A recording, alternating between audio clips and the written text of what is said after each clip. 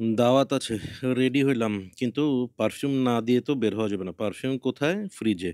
ওই যে লেবু, সবজি, মাংসর সাথে আমার রেহান লায়নও দেখা যাচ্ছে।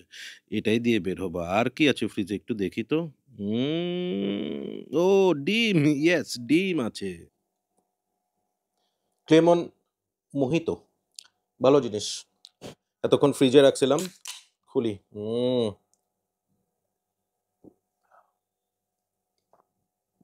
আহ ভালোই করছে জিনিসটা, ঠান্ডা ঠান্ডা খেতে ভালোই লাগে। সো এই বিষয়টাও ফ্রিজে ছিল এবং এই ২ টা বিষয়ও আপনারা দেখেছেন যে ফ্রিজেই রাখা হইছিল। একটা কোয়েশ্চেন কন্টিনিউ চলতেছে এখন পারফিউম কমিউনিটিতে প্লাস কমিউনিটির বাইরের সাধারণ মানুষের মধ্যেও যে পারফিউম কি ফ্রিজে রাখা উচিত? এটার অ্যান্সারটা দেওয়ার আগে আমি একটু কয়েকটা কোয়েশ্চেন করব আপনাকে। ইয়েস, আপনাদেরকেই এই কোয়েশ্চেনটা করব। আপনার বাবাকে বা আপনি আপনার দাদাকে, আপনার বড় ভাইদেরকে, আপনার চাচা, মামা, খালু, সিনিয়র যারা আছে, বড় ভাইরা যারা আছে, দেখছেন এরকম কি কখনো হইছে যে অফিসের জন্য রেডি হইছে বা ইউনিভার্সিটির জন্য রেডি হইছে, বের হওয়ার সময় সবকিছু শেষ করার পর ফ্রিজটা খুললো, ফ্রিজ থেকে বের করে পারফিউম বের করলো, বের করে স্প্রে করলো, দেন পারফিউমটা আবার ফ্রিজের মধ্যে রাখলো, চলে গেল। Have you seen it? I hope দেখেন নাই। সো তারা পারফিউম ইউজ করে নাই, করছে তো কোনো প্রবলেম হইছে? হয় নাই। কেন হয় নাই? কারণ হচ্ছে পারফিউম ফ্রিজে রাখার দরকার নাই। Okay? So answer is no. কেন নো? সেইটাই আমি আপনাদেরকে এক্সপ্লেইন করব। এক্সপ্লেইন করব ১ম এই এই ক্লেমান দিয়েই আমি এক্সপ্লেইন করি। ক্লেমান আমাকে স্পন্সর করে নাই। আ বাট দেশি ড্রিংক হিসেবে বেশ ভালো। ট্রাই করে দেখতে পারেন। এই জিনিসটা আমি যখন ফ্রিজে রাখবো, ঠান্ডা হয়ে যাবে, চিলড হয়ে যাবে। বের করে খুলে যখন আমি খাবো ভাল লাগবে, রাইট? ইয়েস।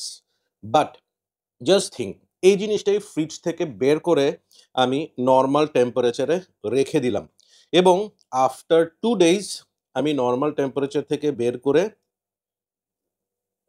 খাবো। মজা লাগবে?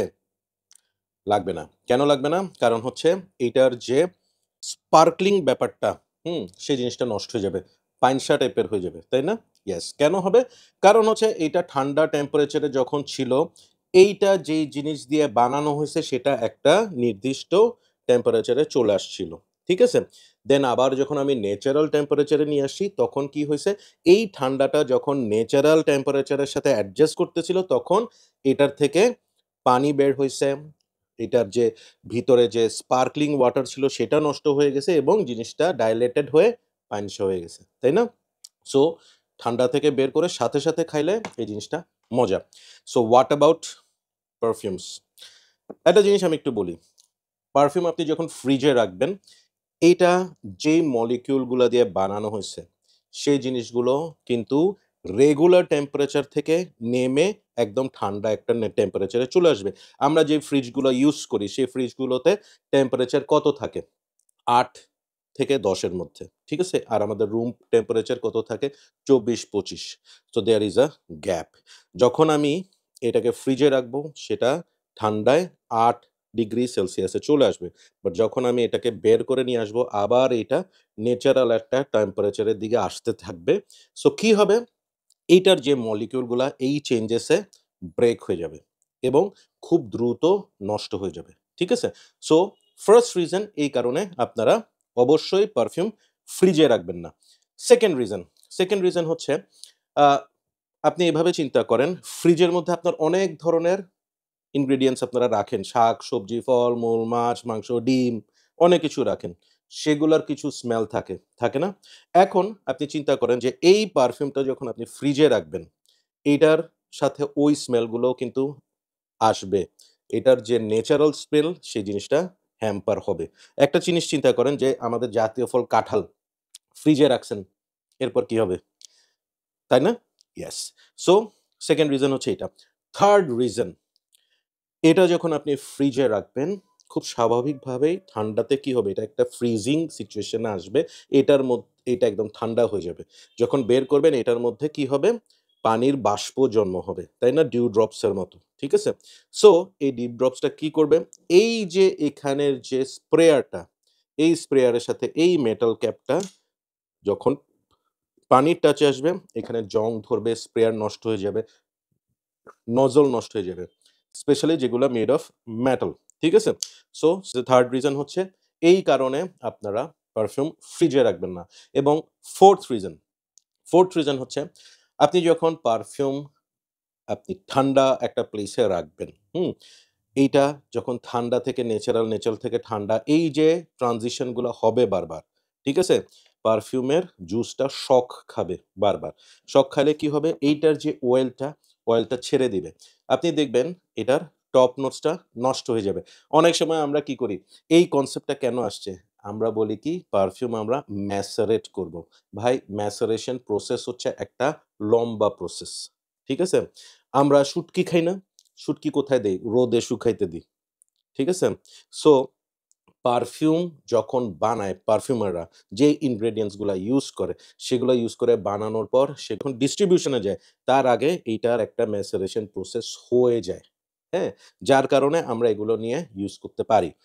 আলাদা করে ম্যাসারেশন করা প্রয়োজন হয় না। কিন্তু এই যে ফ্রিজে রাখার ব্যাপারে এটা নিয়ে এখন এত কথাবার্তা কেন আসছে? আসছে হচ্ছে কার জন্য? সেটা হচ্ছে ইউসুফ ভাই। বর্তমান সময়ে অনেকেই ইউসুফ ভাইয়ের পারফিউম ইউজ করতেছে এবং তিনি তার পারফিউমের মধ্যে লিখে রাখে যে পারফিউমটা নেওয়ার পর ১০-১৫ দিন ফ্রিজে রাখতে। কেন বলে?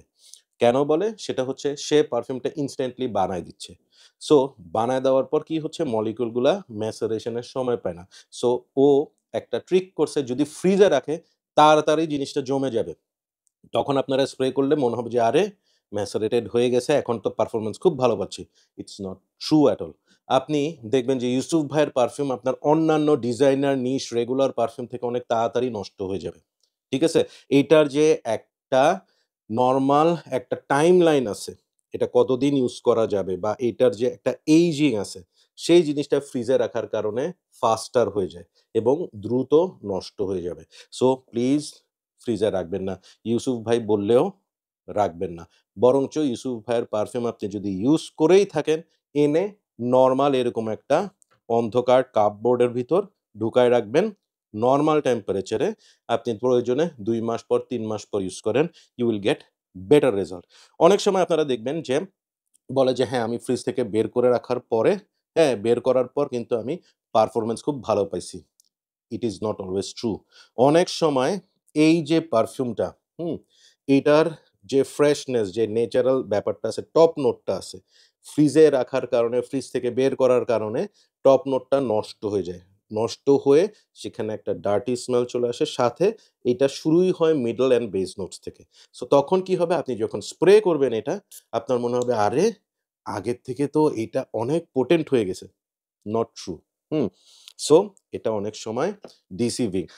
সো ফাইনাল কথা হচ্ছে যে প্লিজ এই ভুলটা করবেন না। আমি রিকোয়েস্ট করব don't put your perfumes in refrigerator. Specially যেইসব পারফিউমগুলা ন্যাচারাল ইনগ্রেডিয়েন্টস দিয়ে বানানো সিট্রাসি, ফ্রেশ, ফ্লোরাল, হ্যাঁ? অ্যাকোয়াটিক এই জাতীয় নোটস গুলো নষ্ট হয়ে যেতে পারে। ইভেন আপনার যেসব woody notes আছে সেগুলাও হয়তো নষ্ট হয়ে যেতে পারে। ডোন্ট টেক দিস রিস্ক আপনি যেই পারফিউমই কিনেন এটা ৳২,০০০ র পারফিউমও হোক, it's your hard earn money. So please এই ঝামেলায় যায়েন না। সো এটাই আমার বলার ছিল। This is my answer to your question যে পারফিউম ফ্রিজে রাখা উচিত কিনা? একদমই উচিত না। স্ট্রিক্টলি আমি না বলব এবং এই কথাটা আমি একটা ডিসক্লেইমার হিসেবে বলে দিচ্ছি যে আমি এতক্ষণ যে কথাগুলো আপনাদের সাথে শেয়ার করলাম that is based on my personal experience. ঠিক আছে? লাস্ট 20-25 ইয়ার্স ধরে আমি পারফিউম কালেক্ট এবং ইউজ করে যাচ্ছি। সো আমার যে এক্সপেরিয়েন্স সেটার উপর বেস করেই আমি আপনাদেরকে এই সাজেশনটা দিলাম। সেটার সাথে আপনার অন্যদের হয়তোবা সাজেশন মিলতে নাও পারে। Now it is absolutely up to you whether you will follow my prescribed words or you will follow someone else. So এটাই এবং আ এভাবে করেই আমি পারফিউম স্টোর করে রাখছি। আমার কাছে এমনও পারফিউম আছে যেটা 1996 এর অথবা আরো আগের। হ্যাঁ? Still it is absolutely fine. হ্যাঁ? সো প্লিজ ফ্রিজে রাখার দরকার নেই। এগুলো ফ্রিজে রাখেন এবং লাস্ট একটা কথা বলে শেষ করব।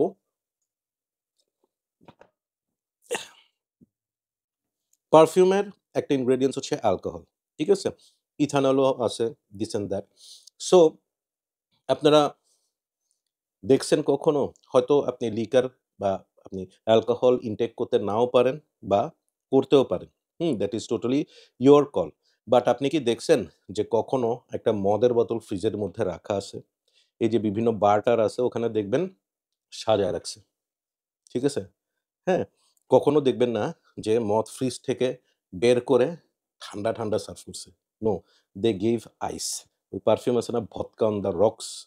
এই রকস মানে হচ্ছে বরফ।